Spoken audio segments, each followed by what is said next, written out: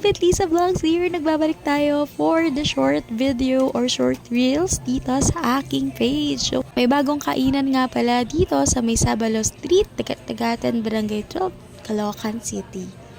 Kung makikita nyo naman, ayan yung mga chicken nila.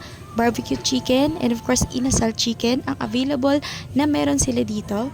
At hindi lang yun guys, dahil nag-offer din sila ng barbecue, sisig, liempo, Hungarian, and burger. Sling. Alam nyo ba guys, na mura lang ang kanilang ino-offer na price dito at bukod doon masarap pa. At hindi lang yun guys, sa halagang 109 pesos or 99 pesos ay matitikman nyo na to for only rice, only drinks, and only soup. Maraming beses na nga pala kami ito nakakain at ngayon ko lang ito na i-vlog. Sulit din ang serving dito dahil malalaki talaga guys. Meron na din tong chicken oil kapag naka-dine in kayo. Kaya kung gusto nyo ng mura, masarap, at syempre, valuable ang price, dito lang yan sa Jack's Grill. Thank you for watching! Bye!